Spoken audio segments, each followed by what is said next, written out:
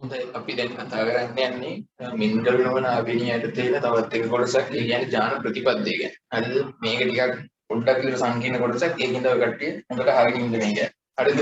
දැන් ඥාන ප්‍රතිපදේ කියන්නේ මොකක්ද කියලා බලමු. හරිද? ඥාන ප්‍රතිපදේ කියන්නේ සරලවම කිව්වොත් අපි කියනවා ආවේනීයේදී ඥාන එකම වර්ණ දෙහේ පිහිටීම.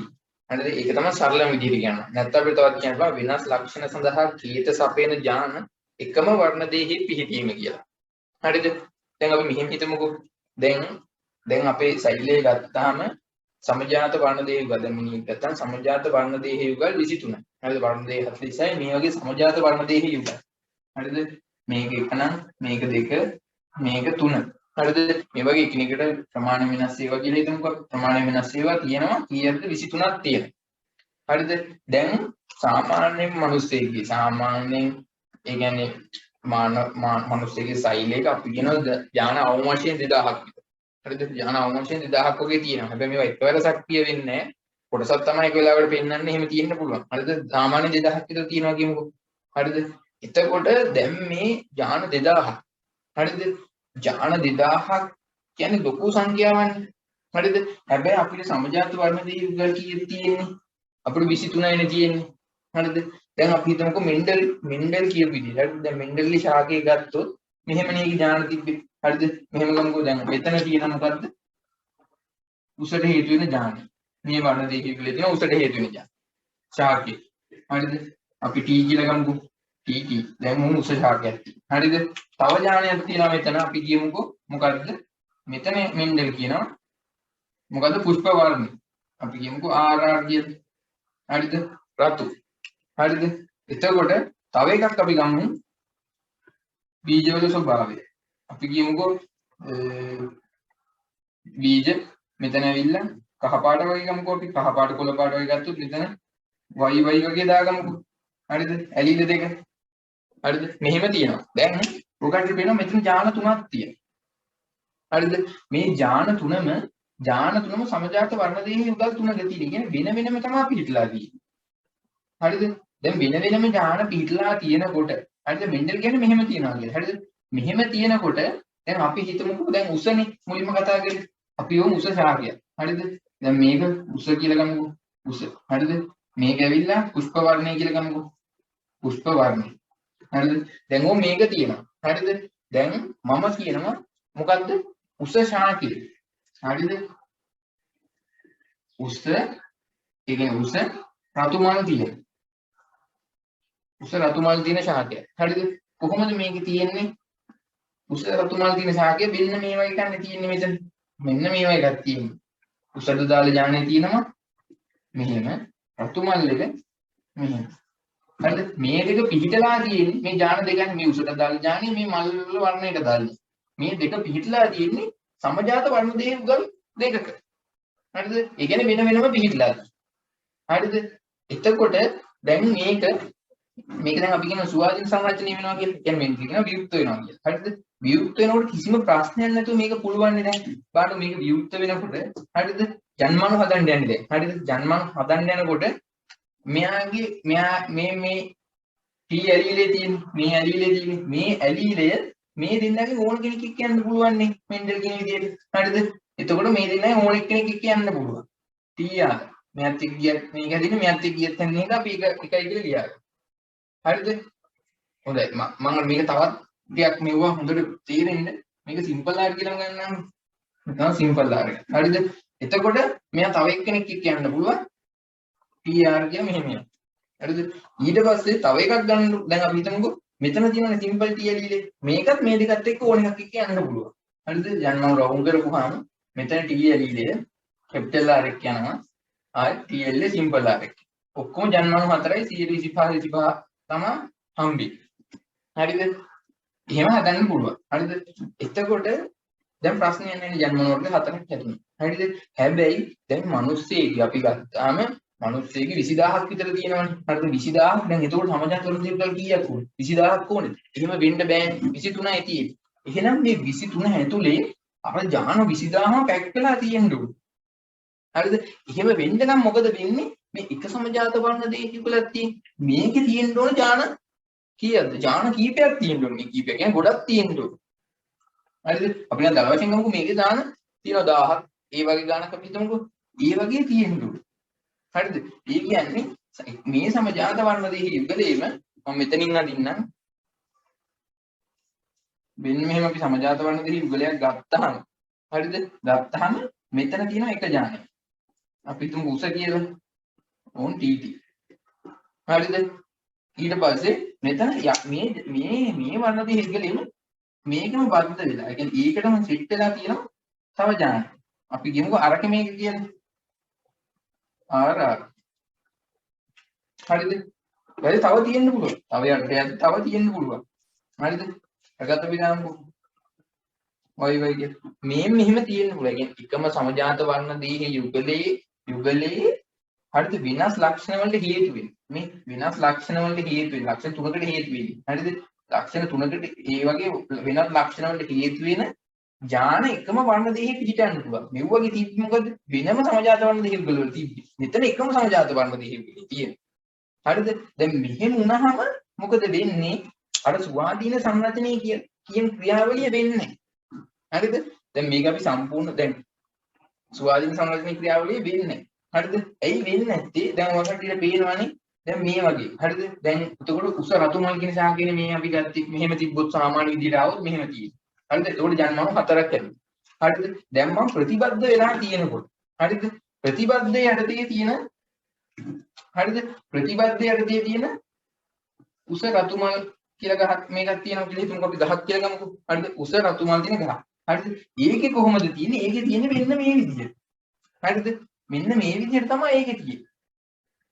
හරිද? ප්‍රතිබද්ධ වෙලා. හරිද? ඒ කියන්නේ මෙන්න මේ විදිහට. මෙන්න මේ විදිහට. උස රතු. හරිද? එකම සමජාත වර්ණ දෙකක් උගලි. ඉස්සෙල්ලා දෙකක් ඕන වුණා අපිට. ඉස්සෙල්ලා අපිට දෙකක් ඕන වුණා. අර විදිහට.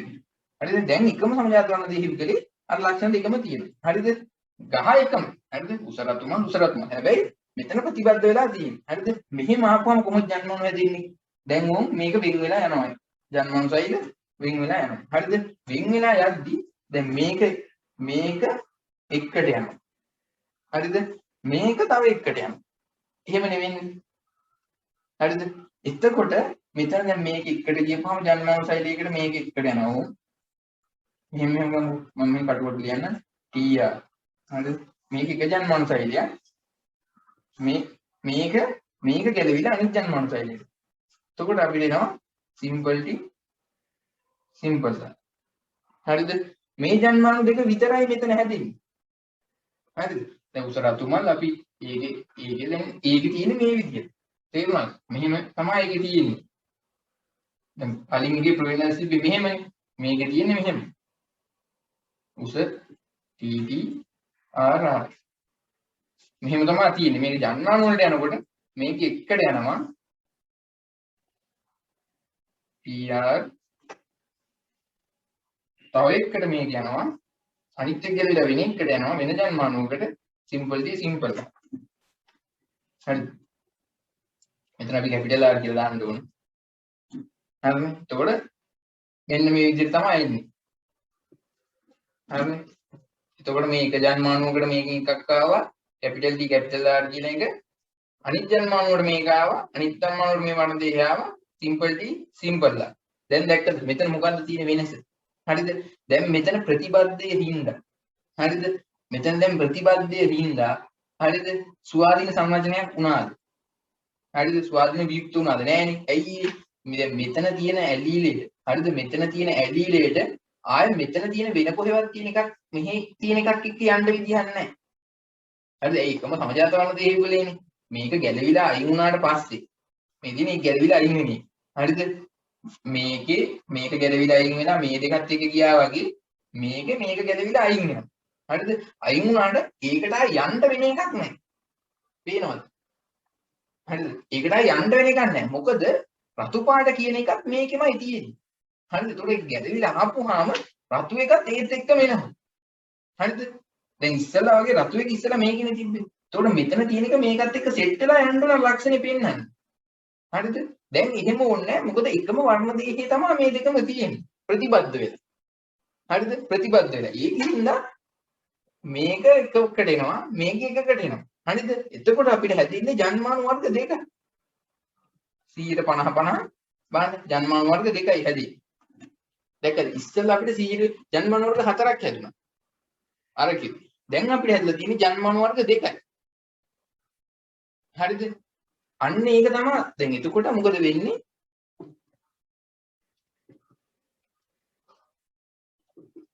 හරිද? දැන් එතකොට අර මෙන්ඩල් කියපු අනුපාත නොලැබිලා යනවා.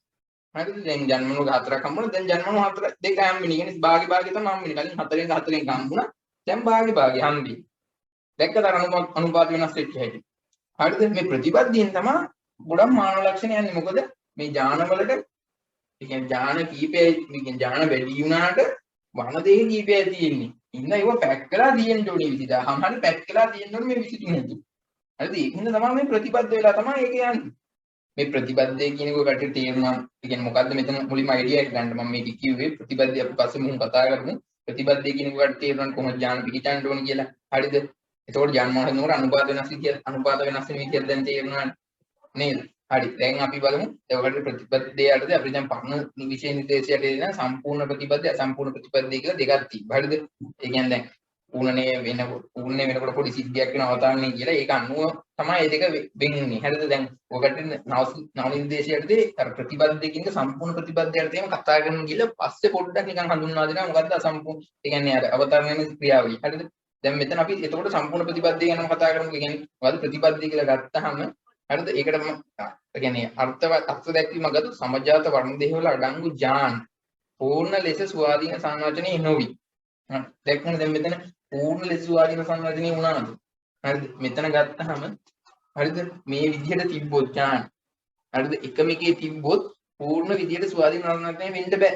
හරිද? ඒයි බද්ධ වෙලා යන්නේ. හරිද? මේක ගැටවිලා යද්දි ඒත් එක්ක මේකක් වෙනවා. හරිද? ඒකයි වෙනම වෙන්නේ නැහැ. තේරුණාද?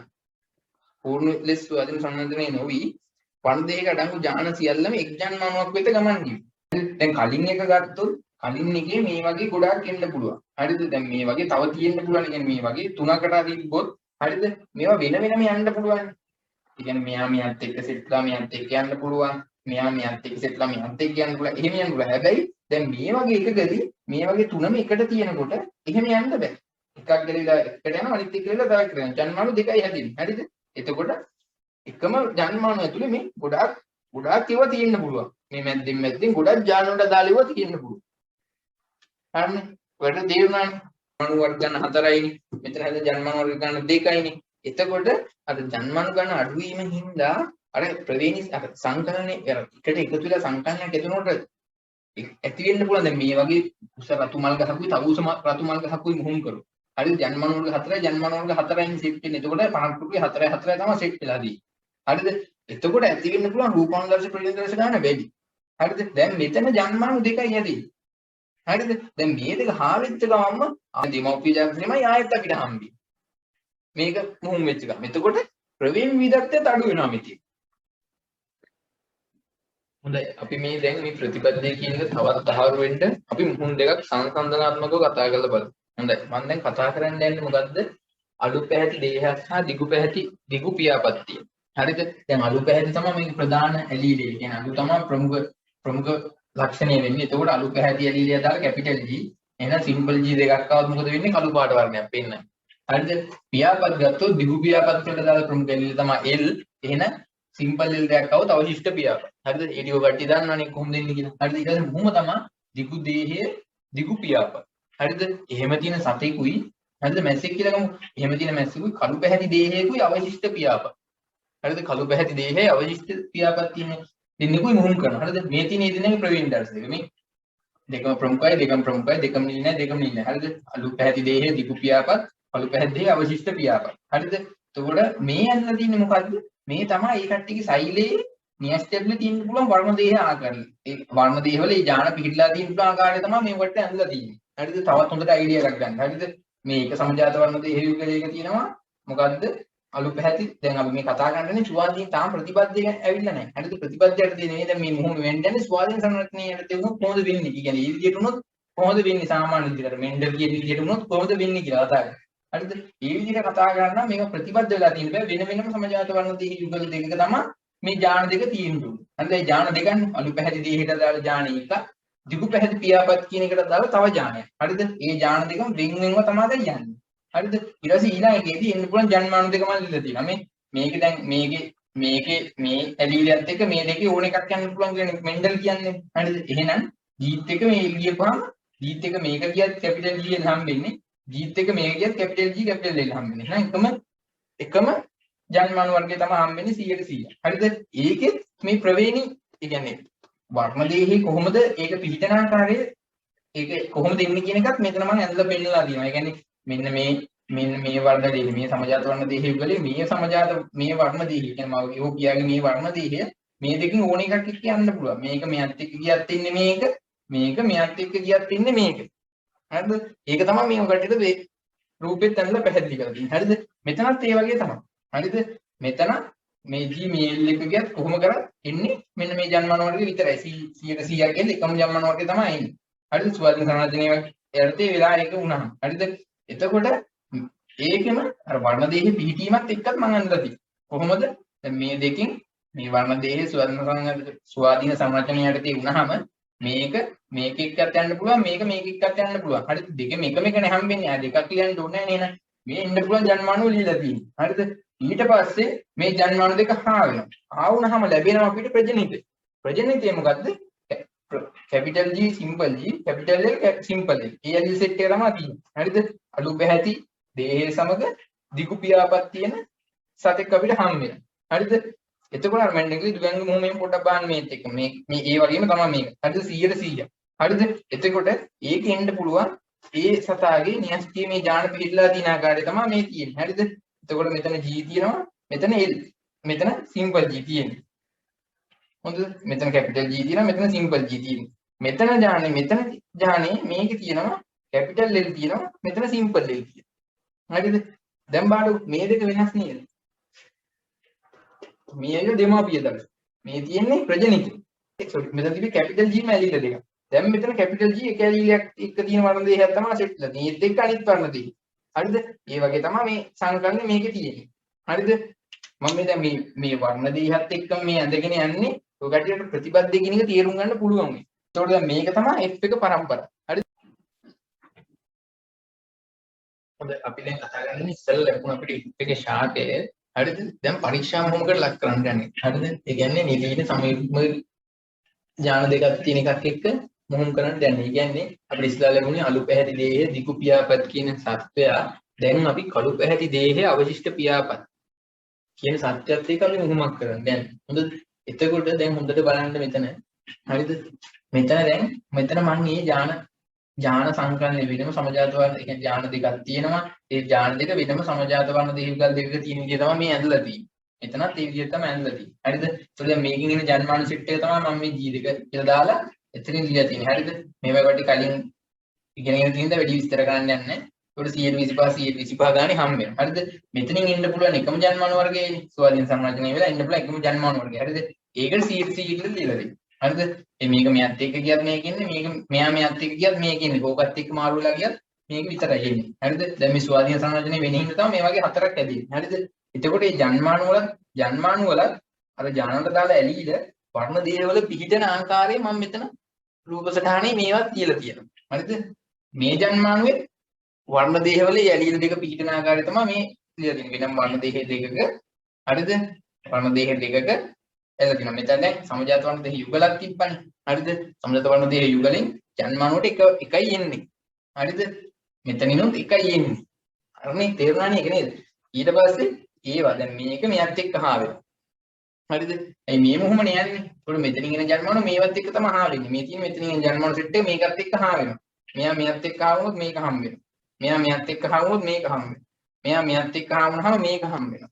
මෙයා මෙයත් එක්ක හා වුණාම මේක හම් වෙනවා. එතකොට හරිනේ. එතකොට ඒ ටික ඒ වගේ තමයි වෙන්නේ. හරිද? දැන් මෙතන අපිට මෙයා මෙයත් එක්ක හා වුණාම එන ප්‍රතිඵලය මෙතනින් දාලා තියෙනවා. හරිද? එතකොට මෙයා මෙයත් එක්ක හා වුණාම එන ප්‍රතිඵලය තමයි මෙතනින් දාලා තියෙන්නේ. හරිද? මෙයා මෙයත් එක්ක හා වුණාම එන ප්‍රතිඵලය මෙතනින් දාලා. මෙයා මෙයත් එක්ක හා වුණාම එන ප්‍රතිඵලය මෙතනින් දාලා. ওই කට්ටිය දැන් මේක මොකද කරන්න ඕන? තනියම ලියන්න. හරිද? තනියම ලියන්න. මේ මොහොම්ම තනියම ලියාගන්න. ඒකලා බලන්න අනුපාත කීයද දෙන්නේ? එකට කියලා අනුපාත දෙන්නේ. හරිද? අපි දැන් ඊළඟට බලන්නේ හරිද මේක ප්‍රතිබද්ධ වෙලා ගියා නම් කොහොමද මේ අනුපාතයන් වෙනස් වෙන්නේ කියලා. හොඳයි. දැන් ඔය කට්ටියට පේනවා මේ තියෙන්නේ හරිද ඥානෙ ප්‍රතිබද්ධ වෙලා යද්දි අපි අර කලින් කතා කරපු මුහුමමයි. හරිද අපි දැන් කලින් කතා කරේ සුවාදීන සමාජයේමත්. ඒ කියන්නේ මෙන්ඩල් කියපු විදිහට ගියොත් කොහොමද මේ වගේ අනුපාත හම්බෙන්නේ කියලා. හරිද? දැන් මේ ප්‍රතිබද්ධ වෙලා යන්නේ. හරිද? හොඳට බලන්න දැන් මේ කළු පැහැති දේහල් දිගු පියාපත් වැඩි කරන් ඒ කියන්නේ මුහුම් කරනවා කළු පැහැති දේහේ වාරයක් අවශිෂ්ට පියාපත් එක්ක. හරිද? අර කලින් පළවෙනි පාර්ට් එකේ නෙමෙයි කතා කරන්නේ. හරිද? ඒකලා මෙන්න මේ සත්වය දෙන්න දැන්ලා තියෙනවා. ඊපස්සේ මේන්න තියෙනවා මේ ඥාන සංකල්පනේ තියෙන විදිහ. හරිද? දැන් උගටි කලින් එකේ ආයෙත් කලින් එක පොඩ්ඩක් වීඩියෝ එකේ ගිහිල්ලා බලන්න මේ විදිහට ඥාන සංකල්පනේ තිබ්බේ කියලා. හරිද? හොඳට බලන්න දැන් මෙතන සමජාත වර්ණ දෙහි එක යුගලයි තියෙන්නේ. හරිද? කලින් එකේ යුගල් දෙකක් තිබ්බා. හරිද? දැන් මෙතන එකම සමජාත වර්ණ දෙහි යුගලේ මේ බලන්න මේ ඥාන දෙකම එකම සමජාත වර්ණ දෙහි යුගල තියෙන්නේ කැපිටල් G කැපිටල් G. ඒ කියන්නේ පැහැයට හේතු වෙන ඥානයක් මෙතන තියෙනවා. ආයෙ මේ LL තියෙනවා. කැපිටල් L කැපිටල් A කියන්නේ පියාපත් වලට පියාපත් ලක්ෂණයට හේතු වෙන ඥානයක් මේකෙම තියෙනවා. හරිද? ඒ කියන්නේ දැන් ප්‍රතිබද්ධ වෙලා යන්නේ. හරිද? එතකොට මෙන්න බලන්නකො අර කලින් කියලා දීපු විදිහට ඕන දැන් ජන්මාණු හැදෙනවා. හරිද? මේකෙන් හැදෙන්නේ ජන්මාණු එකයිනේ. එයි මේක ගැලවිලා එකට යනවා. මේක ගැලවිලා තව එකට යනවා. දැන් සුවාදීන සමනලක්ෂණයක් වෙන්න විදිහක් නැහැ. හරිද? එයි ඔක්කොම එකේම තියෙනවා. හරිද? Capital G capital A. හරිද? මේකෙත් එක ජන්මාණු හැදෙන්නේ. ඊපස්සේ මේ දෙක හා වෙලා මේ වගේ ප්‍රතිශත එහෙම කට්ටිය අනිවාර්යෙන් දාගන්න මේ දෙක හා වෙලා අපිට හම් වෙනවා මේ අලු පැහැති දේහයේ දිගු පියාපත්. හරි. මේ තියෙන්නේ ඒකට අදාළ ප්‍රවේණි දර්ශය ඇතුළත් අර වර්ණ දේහවල ඒකට අදාළ ප්‍රවේණි දර්ශය කොහොමද තියෙන්නේ කියන එක. ඊටි. හරිද? මේ පතේ තියෙනවා අලු පැහැට හේතු වෙන ඇලිලි ටික. මේ පතේ තියෙනවා පියාපත් වලට හේතු වෙන ඇලිලි ටික. හරිනේ? ඊට පස්සේ දැන් ඔය කට්ටිය බලන්නකො දැන් F එක දැන් මෙතන පරීක්ෂා මොහොම යන්නේ. හරිද? එතකොට F එක වැඩි කරනවා සියලුම ලක්ෂණ සම්බන්ධයෙන් නිලීන ජීවියත් එක්ක. හරිද? මේ තියෙන්නේ ඒක. හරිද? ඒකෙත් ප්‍රතිබද්ධ වෙලා තමයි යන්නේ. හරිද? එතකොට දැන් කලින් වගේම මෙතනිනුත් එක ජන්මාණුව හැදෙන්නේ. හරිද? මේවා කට්ටිය දැන් තනියම ලියන්න ඕනේ. හරිද? එක ජන්මාණුව හැදෙනවා. හොඳට රූප සටහන ඇඳ ලියන්න. හරිද? එතකොට මෙතන එක ගත්තාම ඔය කට්ටියට පේනවා ජන්මාණු දෙකක් හැදිලා. හරිද? ඇයි මේක ගැලවිලා මෙතෙන් දෙනවා මේක ගැලවිලා මෙතෙන් දෙනවා. හරිද? මේ දෙක වෙනස් නේ. එහෙනම් ජන්මාන වර්ග දෙකක්. දැන් මෙතන එක ගැලවිලා මෙතෙන්ට ආපුවාමයි මෙතන එක ගැලවි මේක වෙනම මෙතෙන්ට ආපුවම එකම ජන්මානුවනේ. එහෙනම් එකයි අපි ලියුවේ. හරිද? හැබැයි මෙතන වෙනස් නේ. මෙතන වෙනස් වෙලා තියෙනවා. එහෙනම් වෙනස් දෙකක් තමයි අපිට ලැබිලා තියෙන්නේ. හරිනේ? එතකොට දැන් හොඳට ඔය කට්ටිය බලන්න කලින් එකේ F1 එකේ. හරිද? ප්‍රතිබද්ධ වෙලා නැතුව. හරිද? ප්‍රතිබද්ධ වෙලා නැතුව මේක අපි ජන්මාණු ලියනකොට ඔය කට්ටියට මතකද මේ වගේව හතරක් ආවා. හරිද? ඒ කියන්නේ ජන්මාණු හතරක් ආවා. 125 125 125 ගානේ එහෙම හතරක් ආවා. දැන් මෙතන 150 ඒ කියන්නේ භාගේ තමයි අවිලා තියෙන්නේ. ඒ කියන්නේ දෙකයි එන්නේ. හරිද? දැක්කද ජන්මාණු ගානත් අඩු වුණා. හරිද? ප්‍රවිනිද්දත් අඩු වෙන්න ඒක හේතුවක් වෙනවා. හරිද? ජන්මාණු ගාන අඩු වුණා. හරිනේ? ඊට පස්සේ අපිට ඊළඟට මේ දෙක හා වෙලා ඕන් ජීවීන් දෙන්න හම් වෙනවා. හරිද? බේන් ජීවීන් දෙන්න. හරිද? හම් වෙන්නේ මොනවද? මේ බාඩු අලු පැහැති දේහයේ දිගු පියාපත්. හරිද? මේ තියෙන මේ බාඩු ඊට පස්සේ හම් වෙනවා කළු පැහැති දේහයේ අවශිෂ්ට පියාපත්. ඕන මව්පිය දර. මේ ඇයි මේ මව්පිය දර්ශ පමණයි කියලා දීලා තියෙන්නේ. බලන්නකො මේ මුලින් අපි මුහුම් කරෙත් මේ දෙන්නවම නේද? මේ මුලින් අපි මුහුම් කරෙත් මේ දෙන්නවම. ඒ දෙන්නවම තමයි ආයෙත් ලැබෙන්නේ. බාඩු ප්‍රවීණ විද්‍යාත්මකයක් ඇති වුණාද? නෑනේ. හරිද? හැබැයි අර ස්වාධීන සංරචනයේ යටතේ මම කලින් කතා කරපු මුහුමේ ඔය කට්ටියට මතක ඇති මෙතන ජීවීන් 4 දෙනෙක් ලැබුණා. එකට එක අනුපාතයෙන් 4 දෙනෙක් ලැබුණා. ඒකේ දෙමාපිය දර්ශ දෙන්න දෙපැත්තෙන් හම් වෙනවා. මැද ඉන්න දෙන්න ඔය කට්ටියට මතක ඇති සංකලන වෙලා එන්නේ. කියන්නේ මේ ලක්ෂණ කලවම් වෙලා එන්නේ. ආන් දැක්කද ප්‍රවේණි විවිධත්වය ඇති වෙන්න හේතු වුණා. හරිද? එතකොට අපි මේක මෙන්ඩල් නියම වලින් අපගමණයෙන් කතා කරන්නේ අපගමන වෙලා කියලා කතා කරන්නේ දැක්කද මෙතෙන් දෙද්දි රූපානුදර්ශයේ හම් වෙන විදිහත් වෙනස් වෙලා තියෙනවා. හරිද? එතකොට ජන්මාණු හැදෙන ප්‍රතිශත ජන්මාණු හැදෙන ප්‍රතිශත වෙනස් වෙලා තියෙනවා. ආන් එක අපි මේකෙදී අපගමනයේ වීම යටතේ මේක කතා කරන්නේ.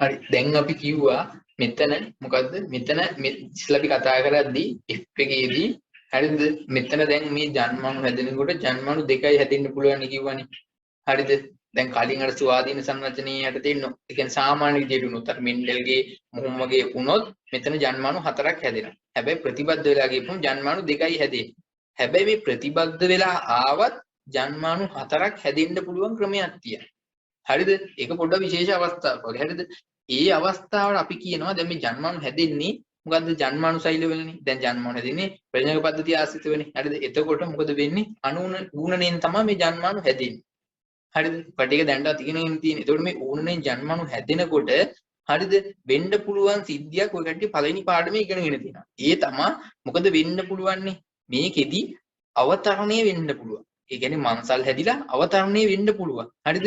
දැන් මේ වෙලා තියෙන ඌනනේදී එහෙම සිද්ධියක් වෙලා නැහැ. එන ප්‍රතිපත්තියටදී සාමාන්‍ය විදියට ඌනනේ සිද්ධ වුණාම මේ ජන්මාණු හතර තමයි ජන්මාණු දෙක තමයි හැදෙන්නේ. හරිද? හැබැයි මේක බැරි වෙලාවත් සම්භාවිතාවක් තියෙනවා පොඩි අවතරණයක් වෙන්නේ.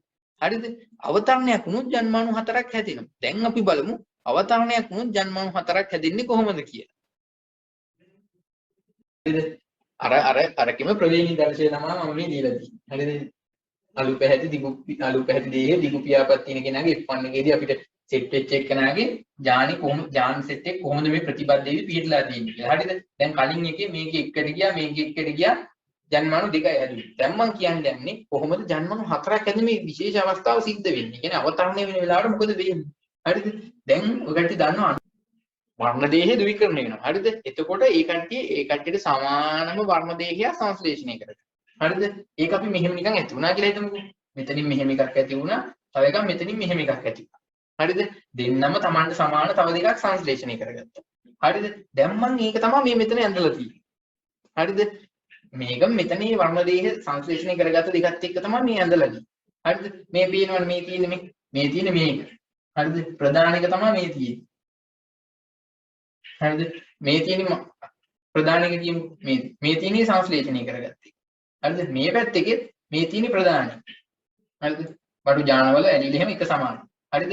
ඊට පස්සේ මේ තියෙන්නේ සංශ්ලේෂණය කරගත්තේ. ජානවල ඇලිලි එහෙම සමානයි. මේ තේනවනේ. හරිද? මේ දෙකම තමයි මෙතන තියෙන්නේ. හරිද? මේ දැන් ද්විකරණය වෙලා තියෙන්නේ. හරිද? මෙන්න මෙතෙන්දී අපි දන්නවා සෛල චක්‍රයේදී මොකද වෙන්නේ? අවතරණය කියන ක්‍රියාවලිය සිද්ධ වෙනවා. ඒ කියන්නේ මේ ළඟ තියෙන වර්ණ දේහ තියෙන්නේ. හරිද? මේ දෙක මේ කොටස් හුවමාරු කරගන්නවා ජාන කොටස්. හරිද? ජාන කොටස් හුවමාරු කරගෙන තමයි ජන්මාණු වලට යන්නේ ඊට පස්සේ. හරිද? ඒකට අපි කියනවා අවතරණය වෙනවා. හරිද? අපි හැබැයි මේ දැන් එතකොට දැන් අර අවතරණය වෙනවා කියලා අපි කිව්වනේ. හරිද? එහෙනම් දැන් අපි බලමු ඒ වගේ වුණොත් කොහොමද ජන්මාණු හතර හම්බෙන්නේ කියලා බලමුකෝ. එතකොට මම කිව්වා දැන් මේ දෙකේ කෑලි මාරු වෙනවා. හරිද? දැන් අපි හිතමුකෝ මේ දෙක මෙන්න මෙහෙම තමයි ඊට පස්සේ මේ මෙහෙම තියෙන දෙක. හරිද? මෙහෙමනේ තියෙන්නේ. හරිද? මේ තියෙන එකක්. හරිද? මේ තියෙන තව එකක්. මේ තියෙන අනිත් එක. හරිද? හරිද? දැන් මෙහෙම ඇවිල්ලා මෙන්න මේ කොටසේ. හරිද? ඔකට පේනවා නේද මම මේ කටුවට වගේ මෙතන අඳින්නේ ඔකට අයිඩියක් ගන්න. හරිද? දැන් මේ තියෙන්නේ මෙතන. හරිද? මේ තියෙන්නේ මොකද්ද? මෙතන එක. දැන් මේ දෙක ලං වුණාම ඔකට පේනවාද මෙතෙන්දි හාවීමක් සිද්ධ වෙනවා. හරිද? මන්සල් හදනවා.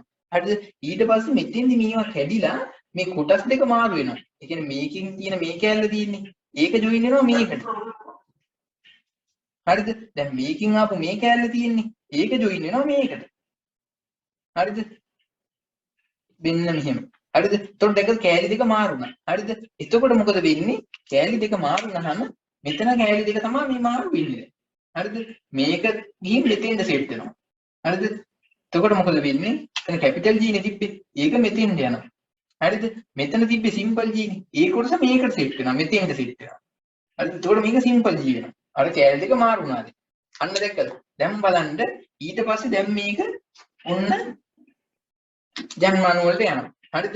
දැන් මේක ජන්මාණු වලට යනකොට බලන්න හොඳට ජන්මාණු හතරක් හැදෙනවා. කොහොමද හැදෙන්නේ? මේ මෙතනින් මේක එතනින් ඇදවිලා මේක එක වර්ණ දේහයක් එනකොට එක වර්ණ දේහයක් ආවා. ඒක එකක් හම්බුණා. මේ අනිත් වර්ණ දේහය. ඒක එක ජන්මාණුවකට යනවා. මේක ජන්මාණුවක් එන්න අනිත් වර්ණ දේහය තව ජන්මාණුවකට යනවා. එතකොට G කැපිටල් L එනවා. තව එකක්. හරිද? මේක දැන් මෙතනින් ඇදවිලා ඔන්න මේ වර්ණ දේහය එක ජන්මාණුවකට. හරිද? එතකොට ඔන්න ආවා හරිද කැපිටල් G සිම්පල් එක. හරිද? මේ වර්ණ දේහය අනිත් ජන්මාණු වල යනවා. එතකොට එනවා මොකද්ද? සිම්පල් G සිම්පල් එක. අන්න බලන්න දැක්කද? දැන් ওই කට්ටියට පේනවා මෙතන මොකද්ද? ජන්මාණු හතරක්. ඔන්න එතකොට දැන් එතකොට ඔය කට්ටියට පැහැදිලි. ඔන්න දැන් එතකොට ඔය කට්ටියට පැහැදිලිව පේනවා අපිට මෙතන ජන්මාණු හතරක් ලැබුණා. හරිද?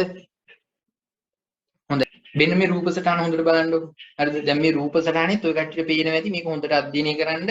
අර මේ මෙතන මේ මංසල සාධනයක එතකොට අවතරණයනකොට මේ දෙක කෑලි දෙක මංසල සාදලා ඊපස්සේ මේ දෙක හුවමාරු වෙන එක. එතකොට මේ හුවමාරු වෙලා ඒ හුවමාරු වෙච්ච කෑලි දෙක ඇවිල්ලා ජන්මණු හතරක් හැදෙන විදිය මේක හොඳට පෙන්නලා තියෙනවා. හරිද?